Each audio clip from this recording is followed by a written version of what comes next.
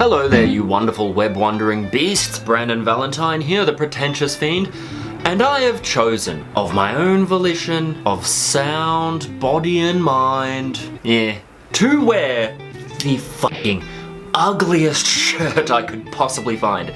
Isn't it beautiful? But insanity in fabric form aside, today I'm here to have a little look and a review of the new Viagra Boys album, Welfare Jazz. But before we delve too far into this review, make sure you join me on my vicious and cold-hearted descent into madness whilst I talk to a camera in my room, and like, share and subscribe.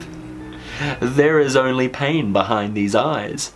Oh god! So the Swedish post-punk beasts are back with their cynical, satirical sense of meme-style humor and a real nasty and humorous approach to music. Welfare Jazz is their second album, coming in after their pretty kick-ass foray with Streetworms. This band, and I say this in the most wonderful way possible, has an identity that treads a beautifully thin line between trash-tastic angst and artistic intent. And this album is really reflective of that, with the album unpolitely barging into existence with the track Ain't Nice, which starts off with a really pulsating bass and glitching synths left, right and center that really bring the energy that I'm going to this album for. And the lyrics tend to have this really pithy and mocking attitude that make light of tough guy aesthetic and tough guy personalities within music, and that kind of traditional idea of a rock and roller or a punker or a metal motherfucker being a hard ass. And this pokes a really wonderful little hole at that, with these really fun synth melodies popping up halfway through the song that are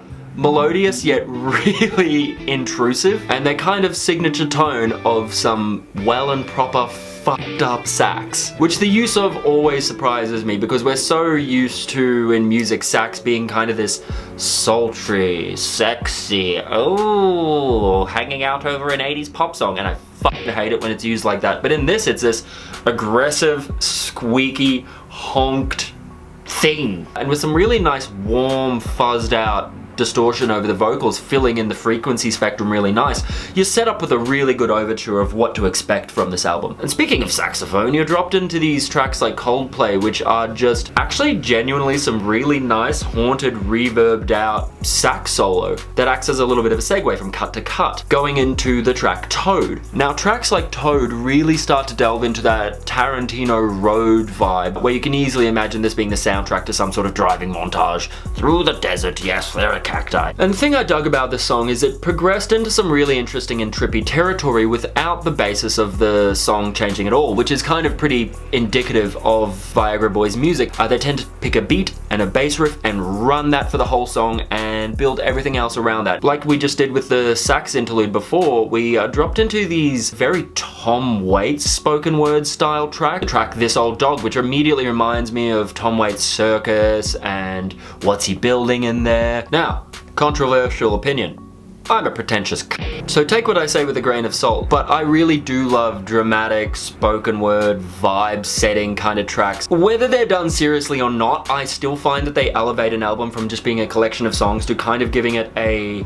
overarching theme and tone. And speaking of artistic ideals, it's through tracks like Into the Sun where we start to see that Sebastian does have this kind of penchant for country, at least in terms of aesthetic and lyric. This track opens up with these warped and vicious double bass tones that sound as if they are filtered through the mind of a drunk on his fraught and distorted journey home. Which I've never experienced because no, I have church the next day. I don't drink at all. Lyrically and thematically, this track really seems to drop the humor and satirical nature and kind of adopt a bit more of an earnest and open tone in which he seems to be singing about the woes of being a traveling troubadour, a rambler. And Sebastian leans pretty heavily on country music aesthetics to do this, riding into the sunset, I'ma stop gambling and drinking. And it's cuts like these that actually really shine on this album because I think there is an earnest and heavy appreciation for the tones that he's borrowing from on this. And not to mention musically, there's this great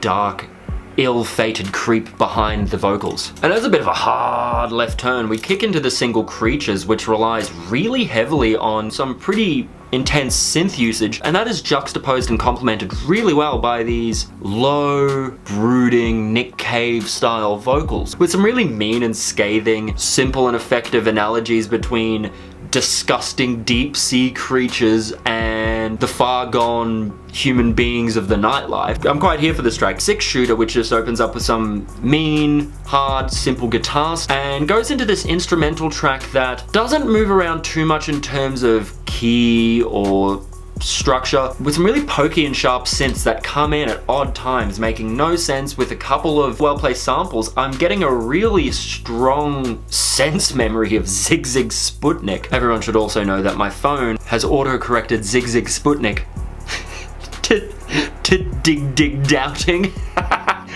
It's really in 6-shooter that this saxophone hits its crescendo here. You really see how it's meant to be used. It's ugly, it's mean, it's obnoxious as fuck, but that's its purpose.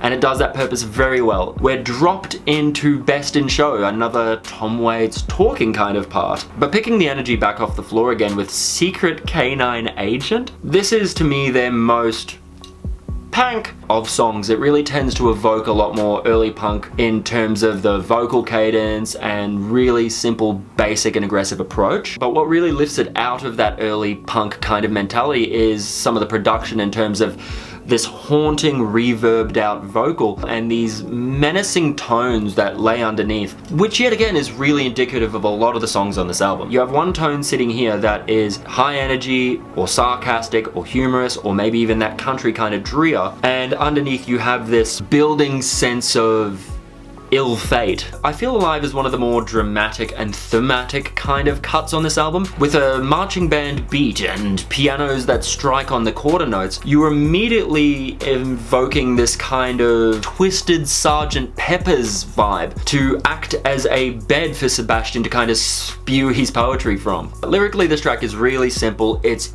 easy to sing along with. You can tell immediately that this track is going to have some really killer crowd participation at a show. And then we're dragged into a kind of satirical club dance song that have your pretty typical dance beats and 90s dance music kind of aesthetic, and so you do get the image that this is a giant piss take of that kind of 90s Eurotrash Vogue music.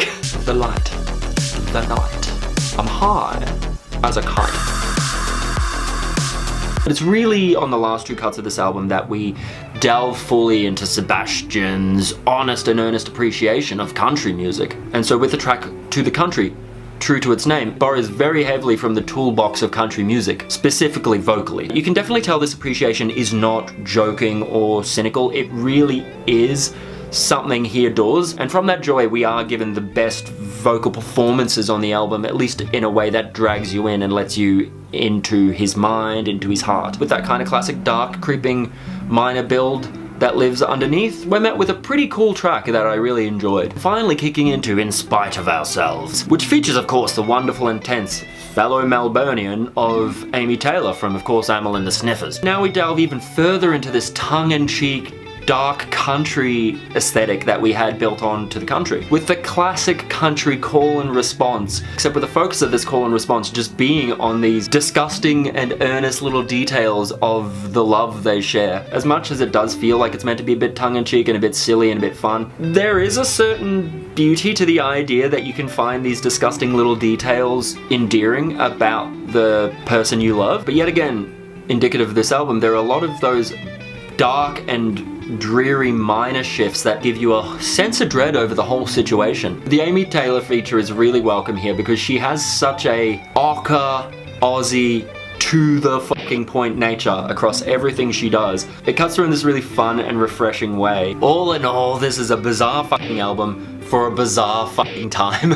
The energy is there even through the more somber tracks because it is approached with such a sense of humor, so then you're not brought down emotionally when they choose to bring the energy down, which makes this whole album really easy listen from start to finish. But also that veil of satire and cynicism is thin enough to allow some earnest moments to poke through and come to the forefront. But most importantly, go have a listen, let me know in the comments what you think. Brandon Valentine here, the Pretentious Fiend. I'll catch y'all next time.